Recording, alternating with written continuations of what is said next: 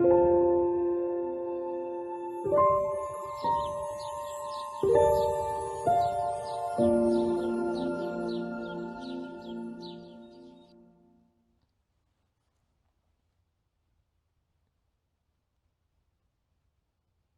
want to welcome everybody for joining us this Sabbath.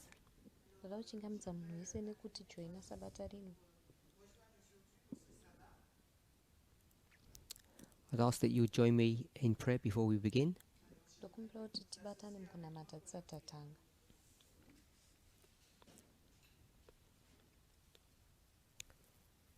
Holy God, we want to thank you for the privilege of being alive at this moment in Earth's history.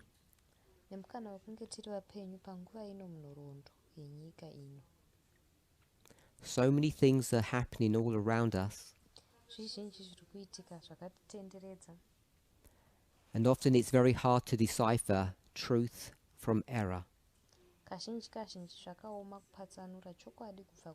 narrow path from the broad. Help each of us to understand the truth for ourselves, so individually we may be ready for the events that are happening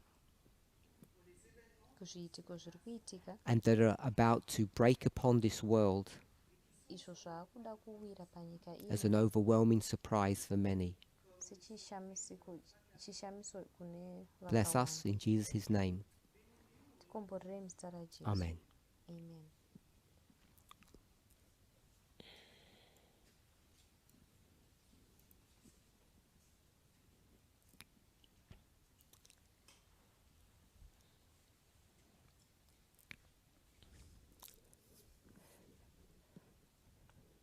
Just wanted to spend a few moments with us today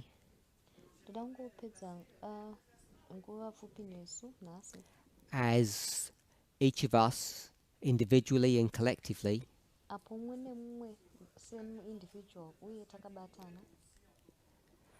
prepare for this international camp meeting.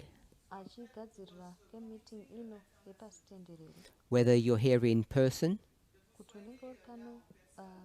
or you're only able to join us online,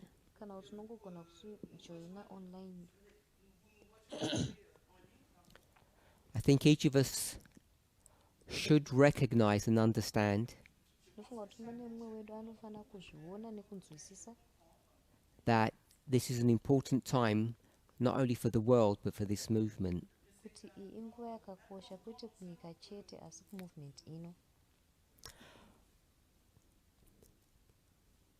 As I approached this camp meeting,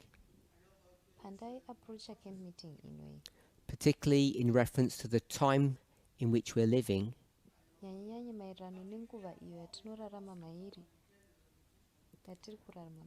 like many of us, I assume,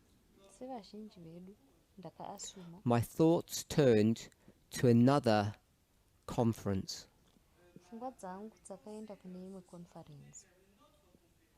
It's a subject that all of us are familiar with. It's material that I've shared frequently over the years.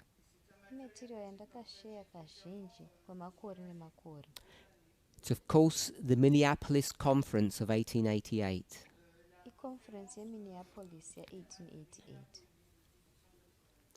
So I want us to spend a few moments today reviewing some of the words of encouragement,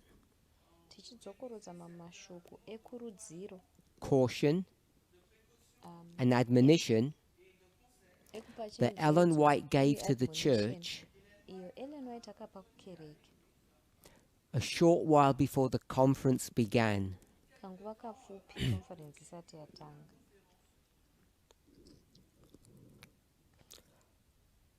So this 1888 conference lasted several weeks. 1888 conference yakavepo kwemavhiki akawanda.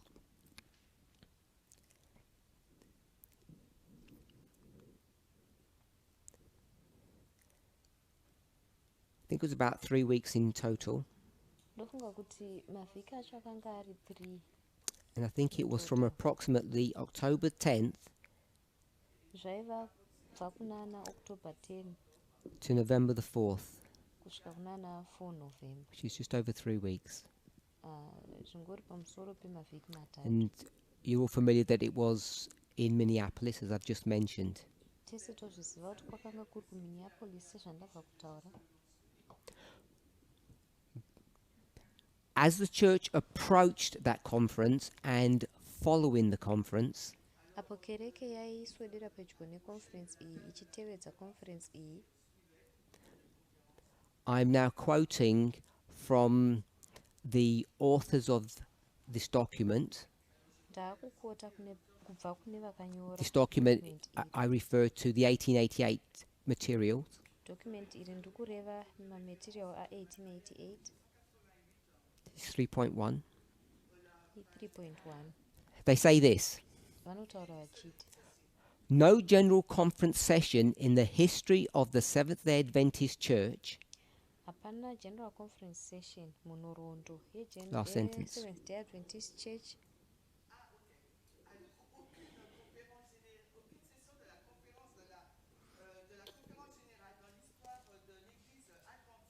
has undergone such analysis and scrutiny yakaongororwa nekuongororwa zvakare or has elicited as much comment as the 1888 meeting.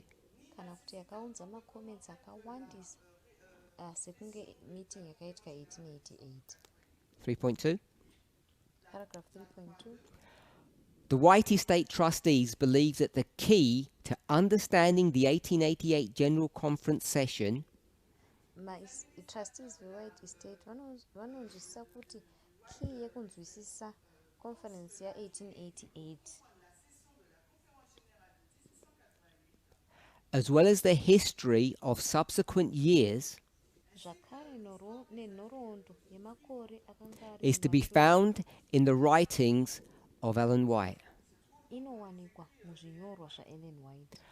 She had much to say at the time and in later years as well akanga aine zvakawanda zvekutaura munguva iyoyo uye about the mumakore experience in achitevera Minneapolis. panyaya yeexperience yakaitika In the decades that followed 1888, makore aizotevera 1888 she frequently referred to Minneapolis akaramba achidzokera kuMinneapolis and to the spirit that was manifested there. zvakare kumweya kwakaratidzirwa ipapo. I understand, ndinonzwisisa I hope, I assume ndinoasuma that the conflict that surrounded that conference kuti makakatano akatenderedza conference will not be iyoyo repeated at this camp. haazodzokoroodzwi pacamp ino. I don't have a fear or a concern of that.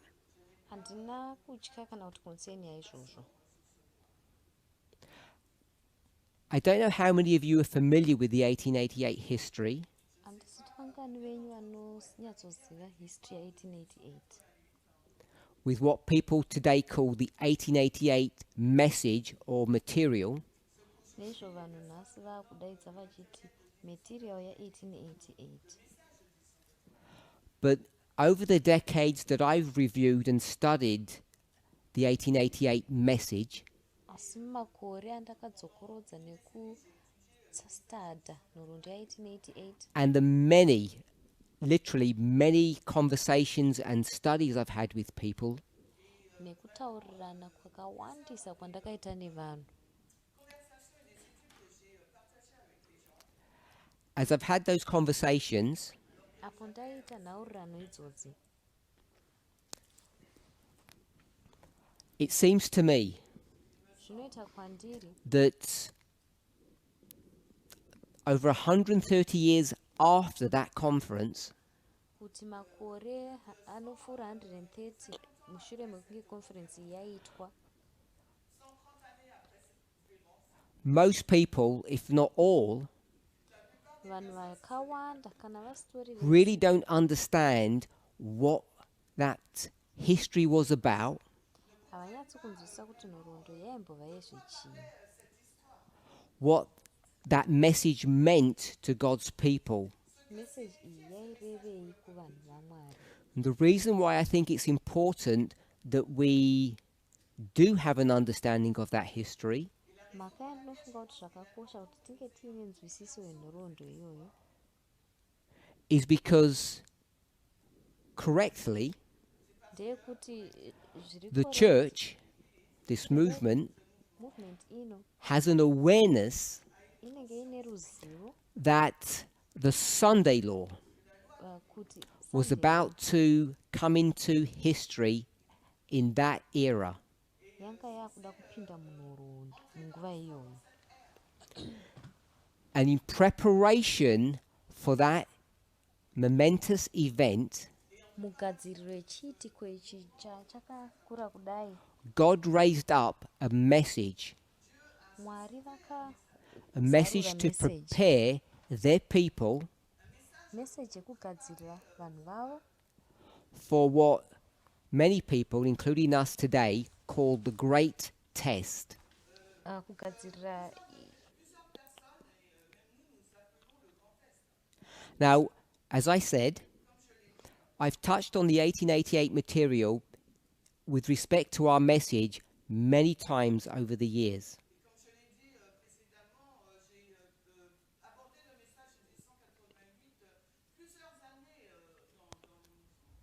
Both pre and post the Midnight Cry message.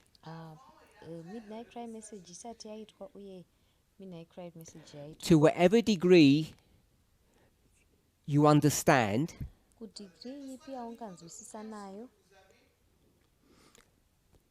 we now teach that the Great Test is no longer a Sabbath Sunday struggle. taakudzidzisa isu kuti test yesabata isisiri makakatanwa esabata kana svondo. We've moved on from the Sabbath Sunday test to the Great Test being the subject of equality. Tafambira mberi kubva kuSabbath Sunday test kuenda kuGreat test iri test yeequality. I think everybody in the movement understands that. Ndofunga kuti munhu wese movement anozvinzwisisa izvi.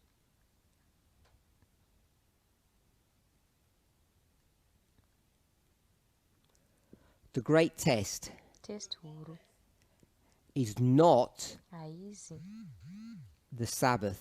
sabata.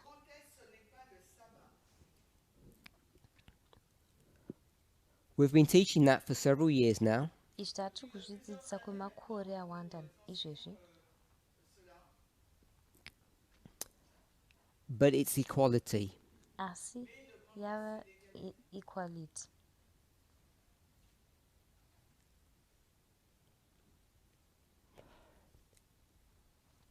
In conversations that I've had with many people, Munhaurirano dzandakaita nevanhu vakawanda, it seems to me zvinoita kwandiri that many people in our movement, sekunge vanhu vakawanda movement medu, whilst we accept that the test has changed, mashure mekunge tagamuchira kuti test yachinja, we don't have a clear understanding hatina of nzwisiso how yakajeka that change has happened from Sabbath to equality. yekuti shanduko iyi inoitika sei kubva kusabata kuenda kuequality. We've been taught about the 1850 to 1863 history, Takambodzidziswa nenhoroondo ya1850 kusvika ya18 and when that study was presented to us, chidzidzo ichi pachakapiwa kwatiri, it was done for the purpose of trying to reevaluate how we relate to the Great Test. chakaitikwa chiine donzvo rekufunga patsva kuti tinonzwisisa sei test huru iyi.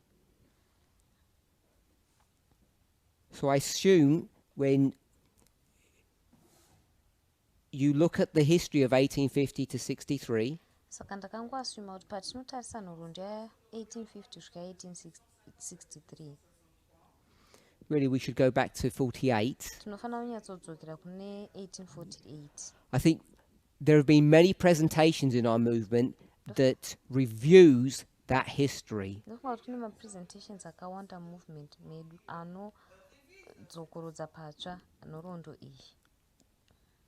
A basic understanding of that time period Nzwisiso iri basic yenguva iyoyo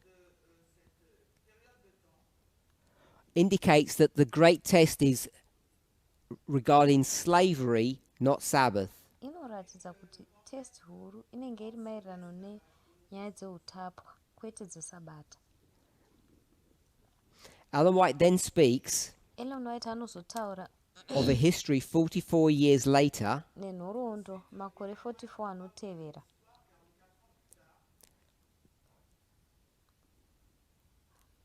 From 1844 Kubva 1844 to 1888, kusvika 1888. and she refers to that 44-year period as a period of dearth or dryness. Anotaura period ye44 years idzi achiti inguva yedryness. And the subject of the Sabbath had been taken out of its proper context. Subject yesabata yakanga yabviswa mucontext yayo. So as the church approached the 1888 conference, Church payaizoapproacha conference ya1888, she had a desire to place the Sabbath in its proper context, aiva nechidokwa-dokwa chekuisa sabata mucontext yaro chaiyo chaiyo, because she believed the Sabbath to be the great test. nekuti aitenda kuti sabata ndiro test huru. I've commented on this history Ndakambokomenta several times this year. nguva yakawanda gore rino.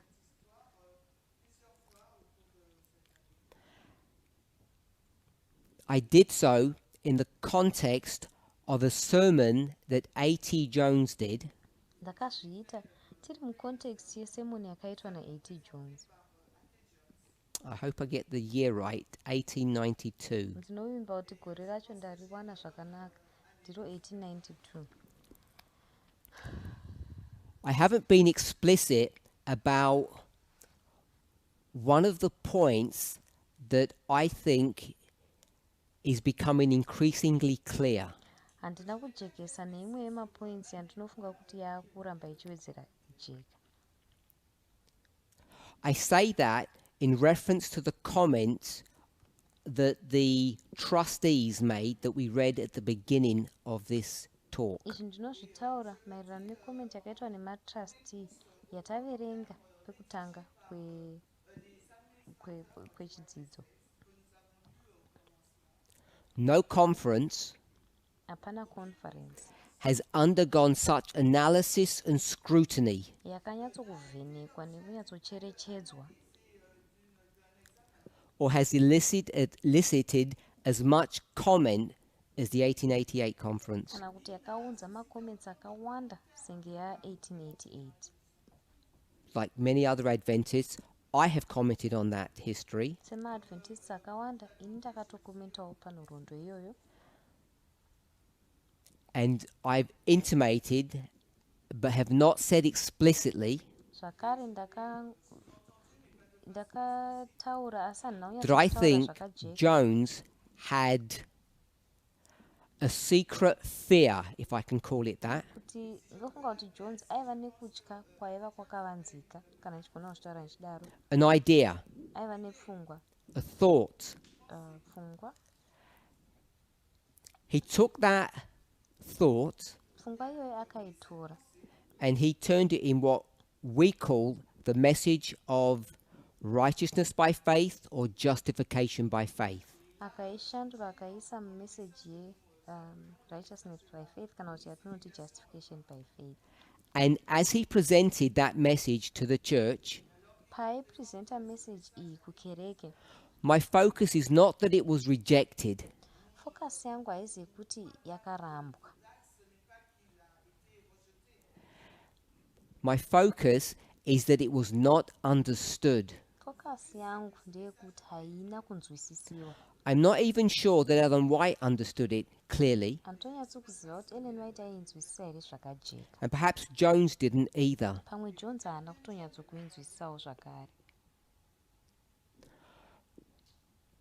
It seems to me Zvinoita kwandiri that there is sekuti increasing evidence pane umpowo huri kuramba huchiwedzera if you review his writings ukatsokurudza zvinyorwa zvake in combination with Ellen White's writings of that era, uchibatanidza nezvinyorwa zvaEllen White zvenguva iyoyo,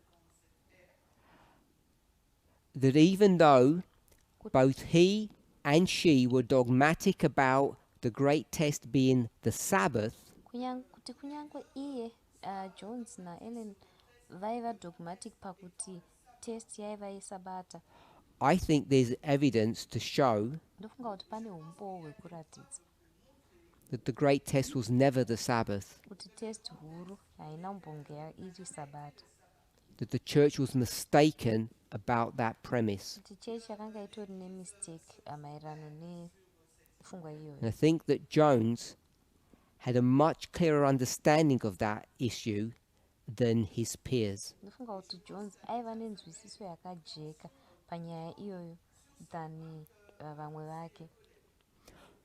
I think that becomes important Ndofunga kuti zvinobva zvazo as we try to understand the time period in which we are living. apo tiri kuzama kunzwisisa nguva iyo tiri kurarama mairi. For those who are looking for a reference of the material that we're looking at today, Kunavo vari kutsvaga reference yezvatiri kuverenga nhasi, this is the 1888 materials, iyi i1888 materials. I think the coding of it is just 1888. Code yacho inongonyorwa ichinzi 1888.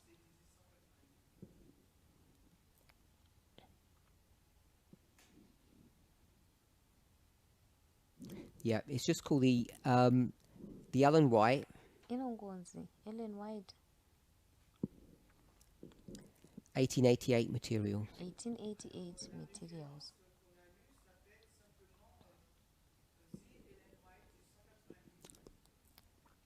I'm not sure if it's available in different languages. Handinyatsiziva kuti inowanikwa here mumalanguage akasiyana siyana. Do we know? Okay. No. If it's not in French, it's unlikely to be in other languages. Kana isiri muchiFrench zvinogona kunge zviri kuti haimo mumamalanguage. So the date of the conference was from October to November, as I've mentioned. Mazuva econference akanga ari pakati paOctober naNovember sezvandataura. And we've jumped forward a few pages, Zvakare tajamba mapeji mashoma tichienda kumberi. and now we're in 38.1. Apa taamu 38 paragraph 1. So the material is based upon communication, studies and letters by various people in that history. Material iyi imaererano nemacommunication nezvidzidzo zvakasiyana siyana zvakaitwa nevanhu vakasiyana ipapo. And this is a letter written by Ellen White. Iyi itsamba yakanyorwa naEllen White. She's still in California at the time, Anga achiri muCalifornia panguva iyoyo. and it's written in August. Yakanyorwa naAugust. And she's writing to the people, the leaders in particular, Anenge achinyorera kuvanhu vatungamiriri in particular who are going to be at the conference. vanozenge vachizojoina conference iyi. At the time, Panguva iyoyo she was not sure whether or not she would go to the conference. aisanyatsoziva kuti achaenda here kuconference kana kwete. She was unwell. Akanga achirwara, That was one reason. ndo imwe mhaka yacho. In fact, she was gravely ill. Airwara zvakanyanyisa. And the other reason is she wanted to stay out of this controversy imwe nyaya ndeyekuti akanga asikadi kupinda mumakakatanwa iwaya because she had seen it had been brewing or stirring up for some time before. nekuti akaona kuti yakanga ichibikwa kwenguva yakati rebei. So she writes this letter in August in preparation for that conference. saka tsamba yaanoinyora muna august achigadzirira conference iyoyo. I think some of the sentiments in this document, ndofunga kuti some of the ideas, I think some of the sentiments dzimwe pfungwa dziri mudocument iyoyo in this communication to the leadership and the members mucommunication iyi kuvatungamiri uye kumamemba would serve as encouragement for us as we prepare for our camp. inoshanda sekurudziro kwatiri apo tichigadzirirawo kempi yedu. So I'm going to read from 38.1. ndichaverenga kubva ku38.1. We are impressed that this gathering will be the most important meeting you have ever attended. Tiri impressed kuti meeting iyi yamuri kuenda kwairi ndiyo yakakoshesesa yamusati This should be a period of earnestly seeking the Lord inofanira kunge iri nguva yekutsvaka Mwari and humbling your hearts before them. mukuninipisawo mwoyo yenyu pamberi pavo. I hope you will regard this as a most precious opportunity ndinovimba kuti iyi muchaitora senguva yakakoshesesa zvakadaro to pray and counsel together. kunamata uye mukukoverana pamwe chete. And if the injunction of the apostle kana to esteem others better than ourselves iri command is carefully heeded, yekuona vamwe vari nani then you can in humility of mind ikatevedzerwa zvakanaka and then you can in humility of mind munozogona mukuzvininipisa mupfungwa with the Spirit of Christ nemweya wakristu search the scriptures carefully to see what is truth. kunzvera magwaro zviri keafu kuona kuti chokwadi ndechii. The truth can lose nothing by close investigation. chokwadi chinogona hachirasikirwi nechero chii nekuvhenekwa uchinyatsokuongorora. Let the work of God speak for itself. dei itai basa raMwari zvitaurire rega. Let it be its own interpreter. regai rive chapupu charo. And the truth will shine like precious gems amid the rubbish. chokwadi chinozopenya sematombo akakosha pakati I have been shown ndakaratidzwa 38.3 pa38.3 that there are many of our members who take things for granted, kuti kune mamembers edu akawanda vanotora zvinhu zinyekenyeke who know not for themselves vasingaziviwo pachezvavo by close critical study of the scriptures nekudzidza nekuongorora zviri critical mascriptures whether what they are believing kuti zvavari kutenda is truth or error. ichokwadi here kana kuti manyepo.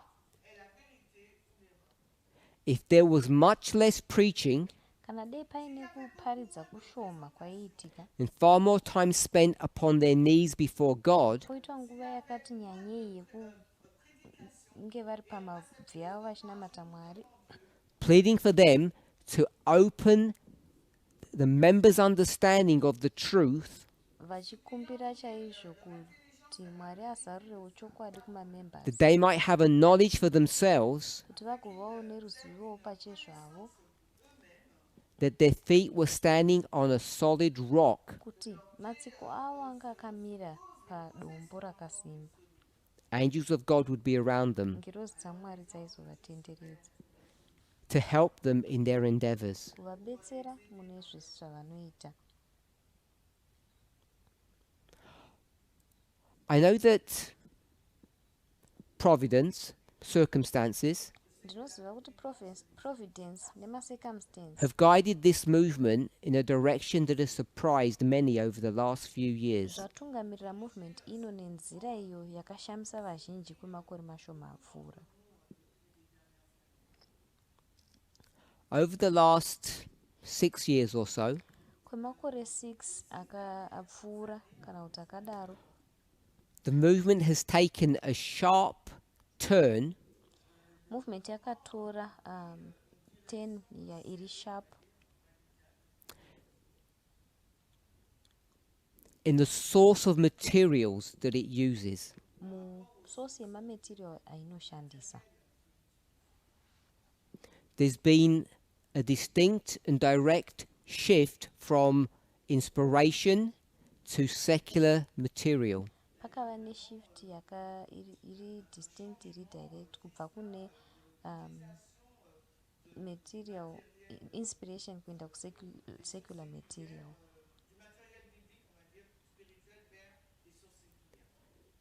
Many of us have different opinions on that change. Vazhinji vedu vane pfungwa dzakasiyana siyana pashanduko iyoyo. I want to suggest Ndoda kusuggesta that in several ways, kuti nenzira dzakasiyana siyana that change of direction that has occurred kuti kuchinja kwedirection iyi has run its course, kwakashanda has served its purpose, kwakashanda kukasevha purpose yayo yako, and that we are now beginning to see uye kuti iye zvino takutanga kuona that we need to reevaluate kuti tinofana kuchievaluata our approach to the material that we are using as our source. approach yedu kumaterial yatiri kushandisa sesource yedu. I hope Ndinovimba that as we go through this camp, kuti patiri kufambira mberi nemusangano uno, each of us, umwe neumwe wedu individually and corporately, uri muindividual uye takabatana, will begin to see tinotanga kuona both the strength of our message simba remessage yedu along with some of the weaknesses, zvakare nemamwe emaweaknesses ayo, along with some of the limitations, zvakare nemamwe emalimitations ayo, both from inspiration kubva and from kuinspiration the secular sources that we readily turn to. zvakare kubva kumasources ari secular atinowanzokuenda kwaaya. Paragraph 4. Paragraph 4.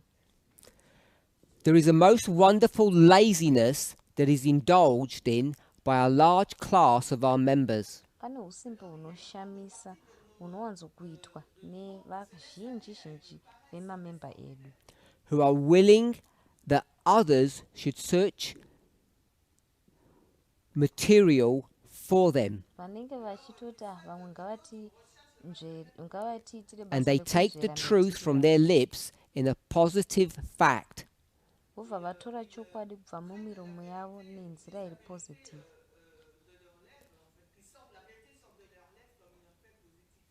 But they do not know that it is the truth asi havazivi kuti ichi ndicho chokwadi, through their own individual research and understanding. vachiitawo maresearch avo semaindividual vachizvinzwisisira, Combined by the deep conviction of the Spirit of God upon the hearts and minds. zvichisanganiswa neconviction yamwari yakadzika pamwoyo yavo nepfungwa dzavo. Every one of us Umwe neumwe wedu should now be divested, separated anofanira kunge apatsanurwa of envy, jealousy, of evil surmisings. kubva kujealous kune And as we nekutaura zviri ivhu, prepare ourselves, apo tichizvigadzirira mind, body and spirit, for this camp, pfungwa, mwoyo nespirit pacamp ino, that we should bring our hearts into close connection with God, kuti tofana kuunza mwoyo yedu paconnection iri pedyo pedyo naMwari. This is our last opportunity to do so. Uyu ndiwo mukana wedu wekupedzisira kuita izvozvo. If we did this, Kana dai taita izvi, we would have the love burning upon the altar of our hearts, which Christ gave evidence for. tinozova nerudo urwo runonge ruchipisa paaritari yemwoyo yedu iyo Jesu akatipa. We would have Christian kindness and tenderness. Tinozovawo nekindness yechikristu uye tenderness yechikristu. There would be no strife, for the servants of God must not strive. Panenge pasina makakatana nekuti maservants aMwari hafani kukakatana. There would be no mistrust, Hapazovi mistrust. and there would be no party spirit. Hapazovi spirit yemaparty. Some of these words may sound strong. Zvimwe mavara aya anogona kunge achita kunge akasimba zvakanyanya. They may sound out of place. Anoita kunge haasi panzvimbo yawo. I'm certain that we have a superficial politeness in our movement today. Ndinozviziva kuti tine kuzvininipisa kuri superficial mumovement yedu nhasi. Unlike the harshness that the church exhibited in that era. Zvosiyana nehukasha uhwo hwakaratidzwa nechechi munguva iyoyo. But I think it's only a superficial politeness. Asi ndofunga kuti ingori politeness iri ingori Within our movement yopamusoro. today, Nekuti movement medu as we nhasi prepare for this camp, apo tokugadzirira kempi ino, in preparation for the Sunday law, mukugadzirira Sunday law, we have a partisan spirit within us. tine mweya wekupatsana-patsana. We have camps. Pedu tine makemp, We have mistrust and distrust. tine kusatrustana. We don't have a unifying message. Hatina message yekubatanidza. We are mimicking the events and the spirit that was in operation in the history of 1888. Tikutevedzera zviitiko nemweya wakanga uri muoperation mumaevents a1888. 39.2. 39.2. Our people individually must understand the Bible truth more thoroughly. Vanhu vedu sema-individuals vakufana kunzwisisa chokwadi chemubhaibheri zvakati nyanyei.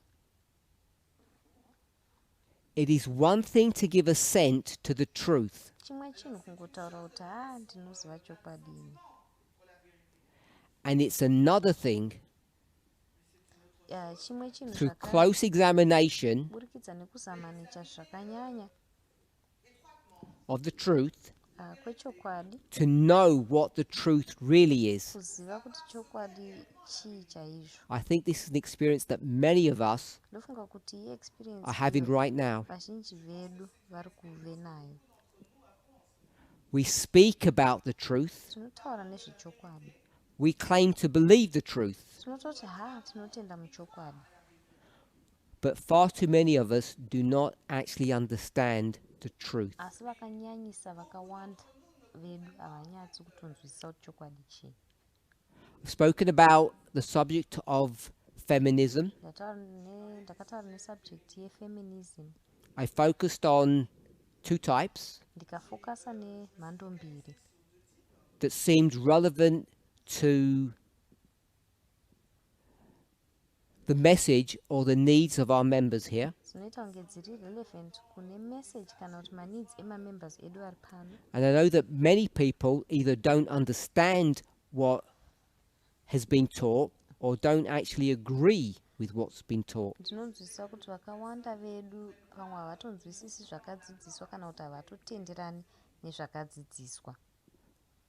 They have an assent to the truth, Vane kuta kuti vanenge vachiti vanonzwisisa chokwadi, but between us, asi pakati pedu many of us don't actually know the truth. vanhu vazhinji vedu havanyatsi kutoziva chokwadi. I've tried to appraise the movement of its dangers, the dangers that confront us. ndakazama kuudzawo movement nemadangers atakatarisana nawo. Hope we all understand the trials and temptations that are upon us. ndoimba kuti mese munonzwisisawo matrials nematemptations ari pamberi pedu. This camp meeting camp meeting iyi is an opportunity, mukana, a special moment nguva iri special for us to pause kuti isusu timire from all the busyness of life kubva kune busy yatinayo muupenyu and to prepare ourselves to meet the temptations and the emergencies which are just before us. tozvigadzirira kusangana nematemptations nemaemergencies anenge ari pamberi pedu. Too many of us vazhinji vedu have neglected to bring the truth into our lives vakasiya basa rekuunza chokwadi and muupenyu to be sanctified through the truth. uye kusanctifyiwa kupinda muchokwadi So that they may be able to give a reason kuitira kuti vagogona kupa mhaka of the hope that's within them yetariro iri mukati mavo with meekness and fear. vaine meekness uye nekutya. Meekness and fear. vaine meekness Lest they be nekutya. swept away by some of the manifold errors and heresies kuti vangazokukurwa and lose their souls. nemaeras ariko vorasikirwa neupenyu hwavo. The reason why it seems important to me mhaka iyi zvinoita kunge zvakakosha kwandiri to have discussed the subject of feminism in the past few months in particular kunge takataura nenyaya yefeminism mwedzi mishoma yapfuura is because from my observation, from my communication with people, inyaya yekuti mukuongorora kwangu mukutaurirana kwangu nevanhu people have held on to wrong ideas about what it means to be a feminist. vanhu vakabatirira pfungwa dzisiri idzo dzekuti zvinomboreveiko kuve mufeminist. What the Lord requires of us. mwari ari kumbotarisira chii kwatiri. As we assemble together at this conference, apo tinoungana pamwe chete paconference ino I want to beseech each of you ndoda to make a personal effort aite effort iri personal to cleanse your soul and your spirit kuchenura mweya wako from every error that you're holding on to. kune maeras ese aunogona kunge wakabatirira paari, From the defiling influences and thoughts kubva kune mainfluence nepfungwa dzinosvibisa that keep you separate from God. dzinokuita kuti ugare Many of us will be lost vazhinji vedu vacharasika because we have not studied the truth upon our knees nekuti hatina kunzvera chokwadi tiri pamabvi edu with earnest prayer to God nekunamata kuri that the entrance of the truth kuti kupinda kwechokwadi of God's word kweshoko ramwari might give light to our understanding. kukupawo chaedza kukunzwisisa kwedu. You may think it doesn't apply to us, unogona kufunga kuti hazviapply kwandiri, that it doesn't apply to you, kuti pamwe kwandiri hazvinyanyazvo kuapply, but each of us asi umwe neumwe wedu should lay aside selfish ambition. anofanira kuisa padivi maambitions eselfishness. We should plead with God tinofanira for the Spirit to descend upon us kuita kuti mweya udzike patiri as it came upon the disciples sekuuya kwawakaita in the history of Christ. munhoroondo yakristu. At that time period, panguva iyoyo they were all with one accord vese vakanga vaino kubatana in one place. vari panzvimbo imwe chete. And we know asi tinoziva that we are not experiencing that nekuti hatisi kuexperiensa zvinhu izvozvo. This movement is not in one accord. Movement ino haina kubatana. We still have selfish ambition, Tichiri ne-selfish ambition. and we're not ready for the great conflict that comes upon us soon. Zvakare hatisi ready kune conflict huru iri kuuya pamberi pedu nekukasika.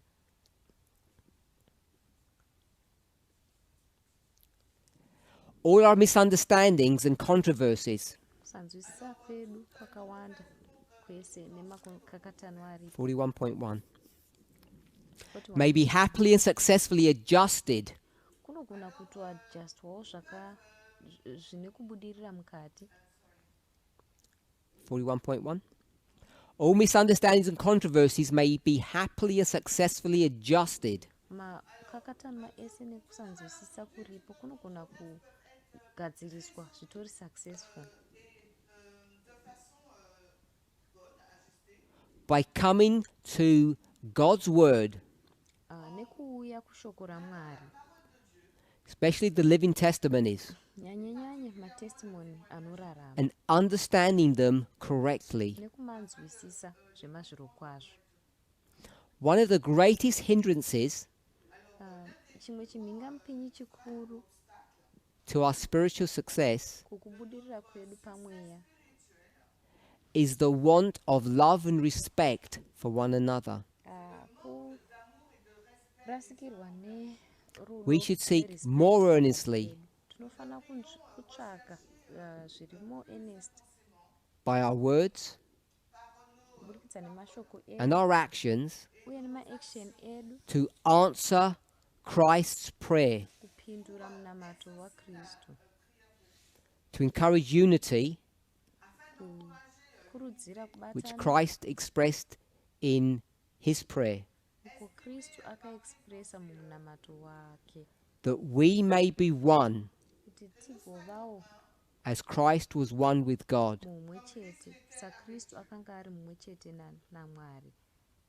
Every feeling of indifference for one another Mafeelings ese ekuve should indifferent be overcome. pakati pedu anofana kukurirwa. Whatever efforts required, Maefforts ese angadikanwa, everything that tends to variance, to disagreement with one another, zvese zvinoita kunge pane makakatano needs to be put nekusanzwisisana away. pakati pedu zvinofana kuiswa.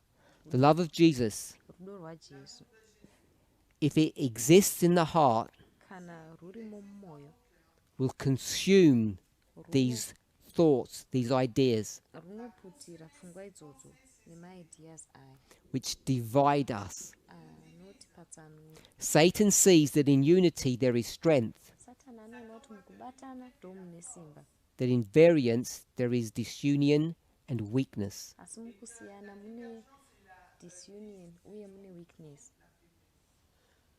It's my fear Chinhu that as we approach this conference, kuti apo tiri kuswedera paconference iyi that there is indeed kuti zvechokwadi variance and disunion, pane kusiyana people uye competing nekusabatana. Vanhu vanenge vachikompita for their understanding of what the truth is, kuti kunzwisisa kwavo kuti chokwadi chii ndekupi, based upon their wrong ideas maererano nemaideas avo of what the asiri great test is ekuti test huru chii and when it is. uye kuti iriko rini.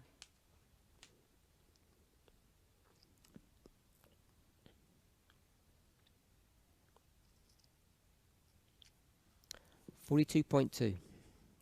32.2 We are to be bound to one another tinofana kunge takabatana pamwe chete in sacred bonds of union. mukubatana kutsvene But it is Satan's work, asi ibasa our enemy, to create a kugadzira partisan spirit amongst us. mweya wekupatsana pakati pedu. Some feel they are doing the work of God Vamwe vanofunga kuti vari kuita basa raMwari by encouraging and strengthening prejudices mukukurudzira nekusimbisa maprejudice, and jealousy amongst us. zvakare jelasi pakati pedu. God wants us to have a sacred order, Mwari anoda kuti tinge tiine order itsvene, unity kubatana amongst the co-workers. pakati pevanoshandidzana. Yes, we are to be faithful and frank and true Tinofanira kunge tiri faithful uye tichitaura zvinhu to the interests of tiine not only chokwadi ourselves but one another. kumainterests kwete edu pachezvedu asi pakati peduwo This far into our experience, neexperience yedu patasvika apa. instead of listening to our captain, Pachinambo chekuteerera mutungamiriri wedu, too many of us vazhinji vedu are guilty of listening to reports against members. vari guilty mukuteerera mareports anopikisa mamemba. Or if we say that we don't listen to reports, Kana kuti tikati so ine handiteereri maripoti, we're above such evil, hatiiti zvakashata izvozvo. we still imagine evil of our friends and members. Tichiri kutofungira zvakashata pamusoro pemashamwari dzedu nemamembers edu. With such thoughts and sentiments rife amongst us, Nefungwa nemasentiments aya akaita seiwayo akadaro kuwanda pakati pedu, ask yourself, zvibvunze, what possible benefit can this conference provide you? ibenefiti ipi yaungabhenefitwa iwewe neconference ino? What light can God bring to us? Chiedza chipi chomwari angagona kuunzawo pamberi pedu As we, like the church in 1888, apo isu sekereke mu1888 prepare for the events just before us? tichigadzirira maevents ari pamberi pedu. Everything that he said to create suspicion or to cast a slur, Zvese zvinoita 42.4, kuti pange paine kufungidzirana kana kuti paine nemasle or to demerit those engaged in these appointed agencies, kana kudzikisira avo vakaappointwa sema-agencies aya, is working on Satan's side. kushanda uchishandira divi rasatani. It not only brings weakness to the movement, Hazvingounzi chete weakness kumovement, it will weaken your own soul asi zvinotoweakenawo mweya wako iwewe, and hinders the advancement of the work. zvigoita chimhingamupinyi pakufambira mberi kwebasa.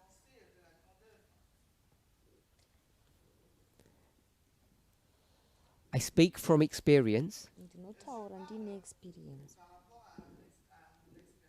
For years, Kumakore God has shown me Mwari akandiratidza that everything of this character, kuti chese chinoita nekarikta yakadai, which has been alive and well in our movement, zviri alive mumovement yedu, is both grievous and disappointing to God. zvakashata uye zvinotsamwisa Mwari.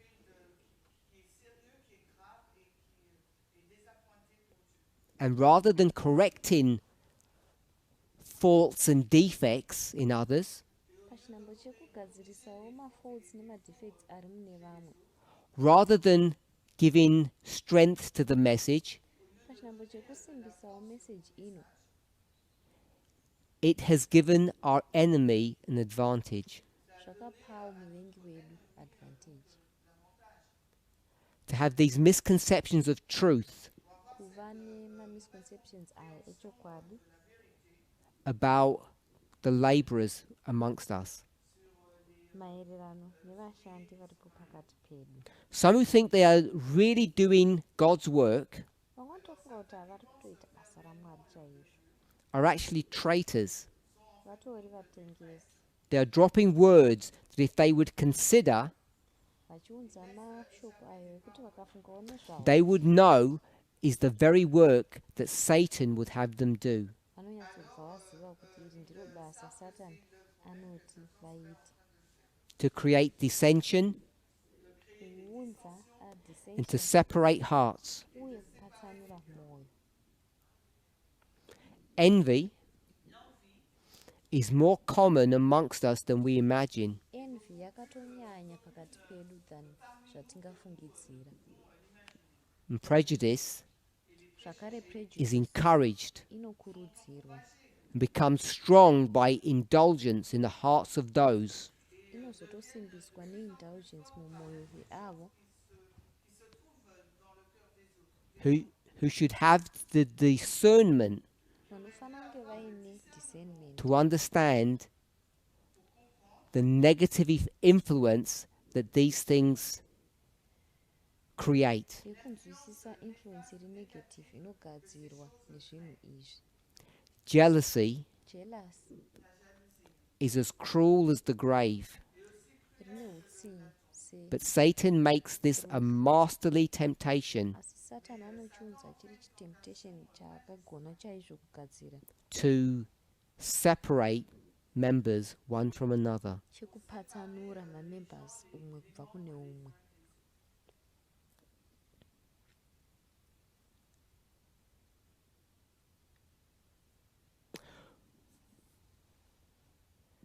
We have a few days left. tasarwa nemazuva mashoma. Even now, Kunyangwe izvezvi we should spend this weekend tinofanira kupedzawo nguva weekend ino reviewing our past experience, tichidzokorodza maexperience edu ekumashure, reviewing the events that are happening in the world around us, tichidzokorodzawo maevents ari kuitikawo munyika yakatitenderedza.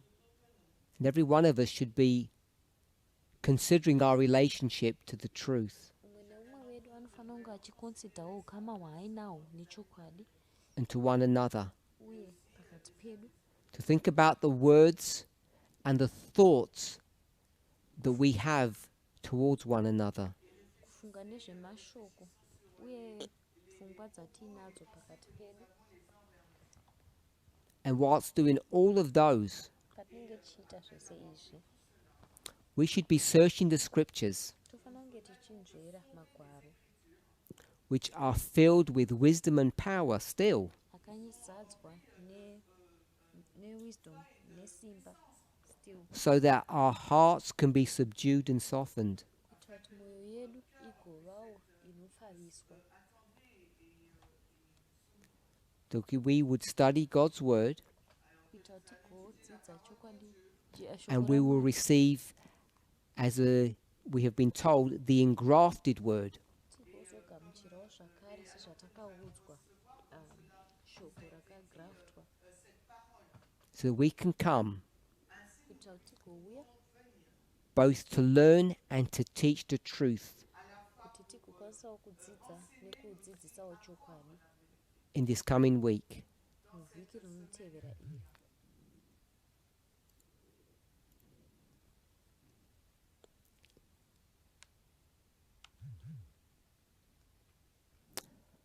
Um, 46.2, 46.2 we'll close with Ellen White's words.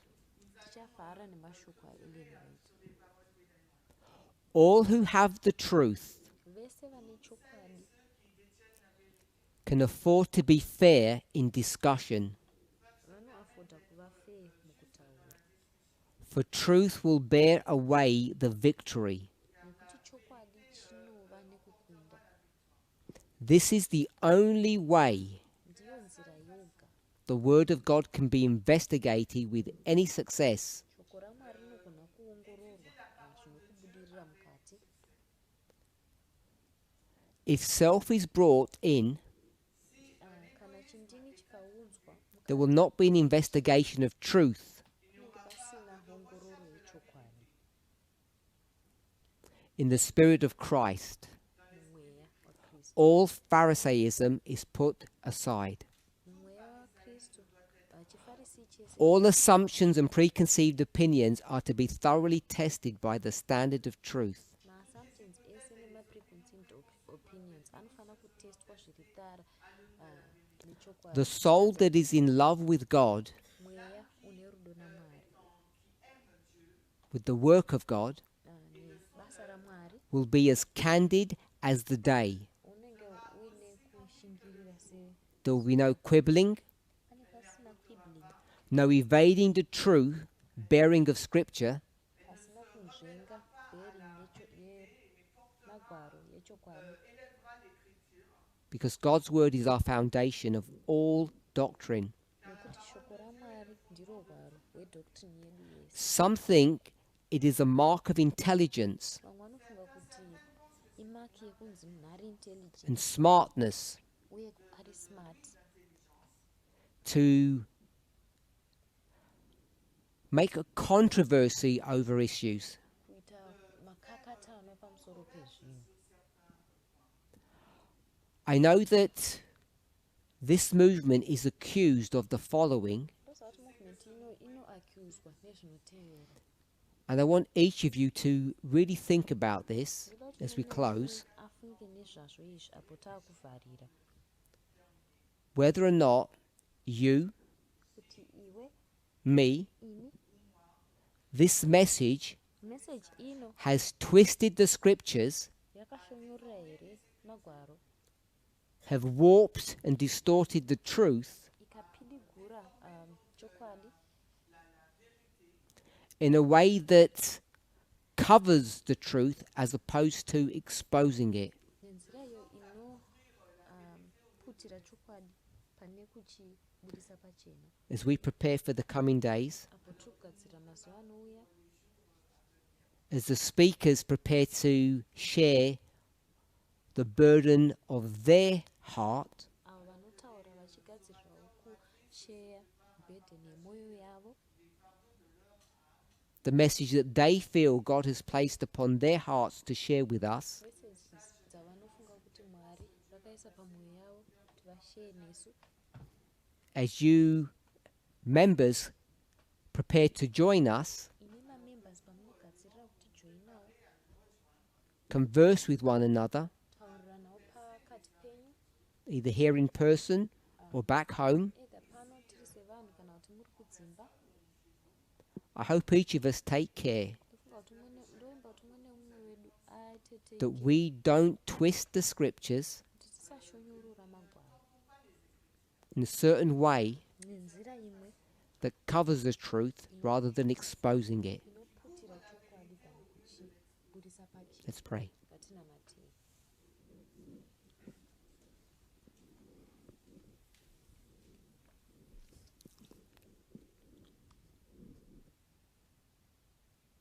Dear Lord, Mwari wedu, may each of us, dei umwe neumwe wedu individually and corporately, tiri maindividual uye tiri cooperate begin to feel a sense of the weight tichitanga kunzwa sense yeweight of the importance of this conference yekukosha kwakaita conference ino because of the time in which it has been organized. nekuda kwenguva iyo yakaorganizwa.